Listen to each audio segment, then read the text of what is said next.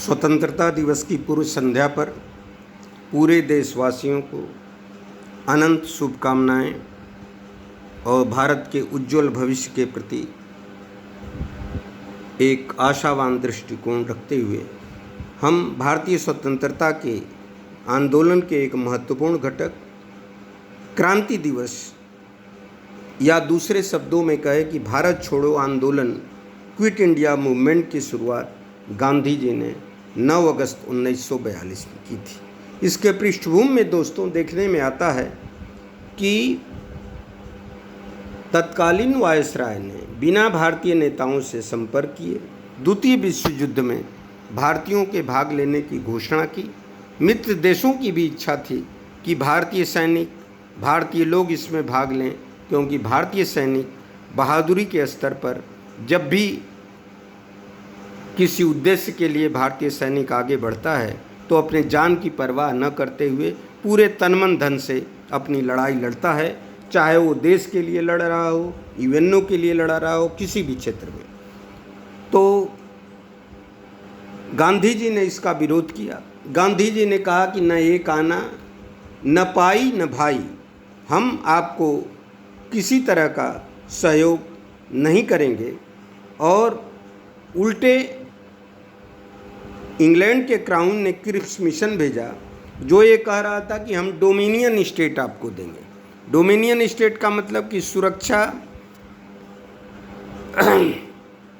और अर्थ और अन्य चीज़ों पर उनका अधिकार होगा, प्रशासन पर, बाकी पर भारतीयों का अधिकार होगा। गांधी जी को यह स्वीकार नहीं हुआ और 14 जुलाई 1942 को वर्धा में एक अधिवेशन हुआ था जिसमें क्विट इंडिया को शुरू करने की बात हुई थी। और 7 अगस्त को ग्वालियर के बॉम्बे के ग्वालियर टैंक मैदान में गांधी जी ने एक ओजस्वी भाषण दिया और उनका कहना था कि अब हम भारतवासी भारत को आज़ाद करके रहेंगे या इस प्रयास में अपने प्राणों का बलिदान देंगे, क्योंकि हम अब भारत की गुलामी नहीं देख सकते हैं। गुलामी देखने के लिए हमें जिंदा रहने का हक नहीं है। अब हम हर भारतीय को अपने को स्वतंत्र व्यक्ति समझना चाहिए और भारत को आज़ाद करने में सहयोग देना चाहिए। इस प्रयास में गिरफ्तारी और जेल जाना काफ़ी नहीं है, बल्कि हमें अंतिम लड़ाई लड़नी पड़ेगी, या तो करो या मरो। यह भाषण पूरे भारत में और जब बॉम्बे में दिया गया तो सारे नेताओं में एक उद्वेग की स्थिति पैदा हुई। और जब ऐसा हुआ तो 8 अगस्त को गांधी जी को गिरफ्तार किया गया, उनको पूना के आगा खां महल में रखा गया। 9 तारीख को पटेल, नेहरू, आज़ाद, अन्य जितने भी कार्यकारिणी के नेता हैं सबको गिरफ्तार करके अहमदनगर जेल में रखा गया। साथियों, प्रश्न ये उठता है कि 9 अगस्त को ही क्यों चुना गया। कहीं कहीं हम कहते हैं कि इसको हम काकोरी लूटकांड से जोड़ के देखते हैं, क्योंकि 9 अगस्त 25 को ही काकोरी लूटकांड हुआ था। और 9 अगस्त 25 के बाद भगत सिंह जब तक जिंदा रहे और जेल में नहीं गए तब तक इन्होंने स्मृति दिवस के रूप में इस दिवस को मनाते थे, काकोरी हत्याकांड, काकोरी डकैती वाले को। तो युवकों में एक उत्साह था। लोगों का मानना है कि इसको जोड़ते हैं। मैं निश्चित रूप से मानता हूं कि ऐसी कोई बात नहीं है। चलिए, संजोग ही सही कि काकोरी लूटकांड की डेट और यह सबसे बड़ा आंदोलन जो क्रांति दिवस के रूप में हम जानते हैं, दोनों एक दिन हुआ, यह हमारे लिए अच्छी बात है। क्योंकि जब यह आंदोलन चालू हुआ तो इतना भीषण था कि छात्रों ने अपना स्कूल छोड़ा, कुछ कर्मचारियों ने अपना नौकरी छोड़ी और अधिकतर सेना के लोगों ने भी असंतोष जाहिर किया। और यह आंदोलन जब चला तो इस देश, पूरे भारत आंदोलित हो उठा। और गांधी जी अहमदनगर के किले में, वहाँ आगा खां महल में 21 दिन का उपवास किए इसी 9 तारीख को अरुणा आसफ अली ने बॉम्बे में अपना भारत का तिरंगा झंडा फहराया और उषा मेहता ने भूमिगत होकर के कांग्रेस के रेडियो स्टेशन से जनमानस को जागृत करने का प्रयास किया। क्योंकि अधिकतर नेता गिरफ्तार हो चुके थे, ऐसी स्थिति में कुछ समाजवादी नेता सर्वश्री जयप्रकाश नारायण, डॉक्टर राम मनोहर लोहिया जैसे युवा नेता गिरफ्तार नहीं हुए थे। ये भूमिगत रख के इस आंदोलन को नेतृत्व देते रहे और इस 1942 में हिंदुस्तान में पहली बार उत्तर प्रदेश के बलिया ज़िले में चित्तू पांडे के नेतृत्व में एक जन सरकार बनी थी जो पूर्णतः भारतीयों की थी। बंगाल में मिदनापुर की सरकार बनी जो 2.5 साल चली। सतारा में जो सरकार बनी भारतीयों की वह 1945 तक चली और उत्तर प्रदेश के बस्ती में भी सरकार बनी। इन आंदोलनों के दौरान इस देश का शायद ही कोई जिला बचा हो जिसमें अंग्रेज़ों ने लोगों की हत्या न की हो। पटना यूनिवर्सिटी में 7 छात्र शहीद हो गए तिरंगा फहराते समय।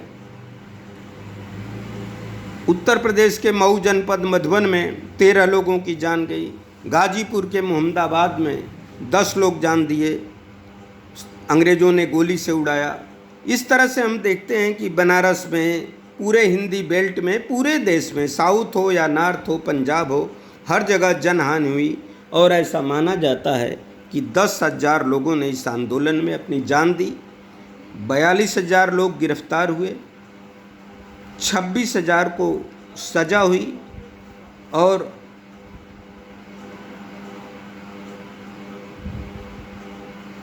सरकार की दमनकारी नीतियां इस स्तर की थी कि मार्शल लॉ तो नहीं लागू था, लेकिन उसी रास्ते से अंग्रेज वायसराय का कहना था कि हमें कोई हिचक नहीं होनी है, हमें सारे हथकंडे अपना करके इस आंदोलन को दमन करना था। क्योंकि उन्हें भय था कि हमारे नेताजी भी सुभाष चंद्र बोस आज़ाद हिंद सेना को दिल्ली चलो मार्च का वो कर चुके थे और 21/10/43 को आगे चल के उन्होंने भारत में अस्थायी सरकार बनाई जिसका कुछ लोगों ने मान्यता भी दिया। और गांधी जी पहले भी संकेत दिया करते थे, लेकिन उन्होंने यह आंदोलन 1942 में छोड़ा। इस आंदोलन को 1.5 महीने में तो सरकार ने कुचल दिया, ये बात सही है, लेकिन ये भी तय है कि यही वह घटना है कि अंग्रेज़ों को पहले भी आभास होता था, अब इस बात का आभास हुआ कि उनको एक न एक दिन तो यहाँ से जाना ही होगा। और यह ऐतिहासिक भारत छोड़ो आंदोलन भारत की आज़ादी के लिए मील का पत्थर साबित हुआ। और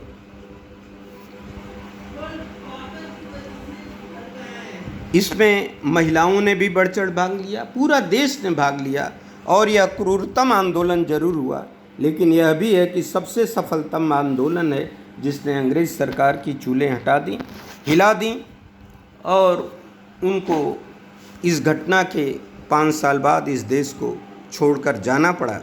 इसलिए हम कह सकते हैं कि यह एक टर्निंग पॉइंट।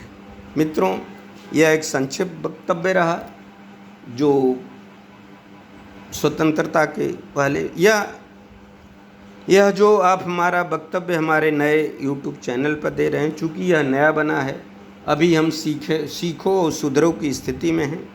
हमें पूरा विश्वास है कि कुछ दिनों में हम पुस्तकों की समीक्षा, राष्ट्रीय त्योहारों पर वक्तव्य, राष्ट्रीय नेताओं पर वक्तव्य, भारत के इतिहास और सबसे बड़ी चीज़ कि व्यक्ति को व्यक्ति बनाने की प्रक्रिया में किन बातों की ज़रूरत होती है, आप एक अच्छे नागरिक बन सकें, इस दिशा में यह चैनल और मुख्य रूप से इस समाज में चल रहे पाखंड और अंधविश्वासों के प्रति भी आपको जागरूक करना है। क्योंकि हमें मानना है कि हम तर्क के ऊपर किसी चीज़ को सोचें और उसको इम्प्लीमेंट करें, और वह चीज़ जो हम अंधविश्वास भी करें, हम आर्थिक रूप से नीचे भी जाएं।